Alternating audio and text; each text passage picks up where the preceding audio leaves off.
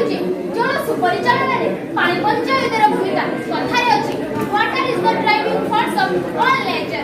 ପୃଥିବୀର ରାଣୀର ପୃଷ୍ଠରେ ଜୀବନ ରୂପୀ ଅମୂଲ୍ୟ ବସ୍ତୁଟି ଅଙ୍କା ହୋଇପାରିଛି ଜଳ ଲାଗି। ଜଳ ହିଁ ଜୀବନ, ଜଳ ବିନା ଜୀବନ ଧାରଣ ଯେପରି ଅସମ୍ଭବ, ଠିକ୍ ସେହିପରି କୃଷି କାର୍ଯ୍ୟ ମଧ୍ୟ ଅସମ୍ଭବ।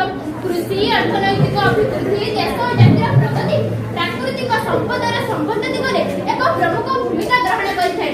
କୃଷିର ଉତ୍ପାଦନ ବୃଦ୍ଧି ପାଇଁ ଜଳସେଚନ ନିତାନ୍ତ ଆବଶ୍ୟକ। ଯେଉଁ ଦେଶରେ ଜଳସେଚନ ଯେତେ ଉନ୍ନତ, ସେ ଦେଶ ସେତେ ଉନ୍ନତ ଏବଂ ପ୍ରଗତିଶୀଳ। ଯେମିତି ଆମ ଭାରତରେ ପ୍ରଥମେ 1974 ମସିହାରେ ବିଳାସରାଓ ସାଲୁଙ୍କେ ନାମ ଜଣେ ବ୍ୟକ୍ତି ମହାରାଷ୍ଟ୍ରରେ ପାଣି ପଞ୍ଚାୟତ ଆରମ୍ଭ କରିଥିଲେ। ଯେମିତି ମାନେ ଅନେକ କ୍ଷେତ୍ରରେ ସରକାରଙ୍କ ଅନୁଯାୟୀ ପାଣି ଦିଆଯାଉଛି, କିନ୍ତୁ ତା ତଳମୁଣ୍ଡରେ ଥିବା ସ୍ୱେଚ୍ଛାଞ୍ଚଳରେ ପହଞ୍ଚି ପାରୁନାହିଁ। ବହୁ ଦିନର କେନାଲ କେଉଁଠି ଭାଙ୍ଗି ଯାଏ ତ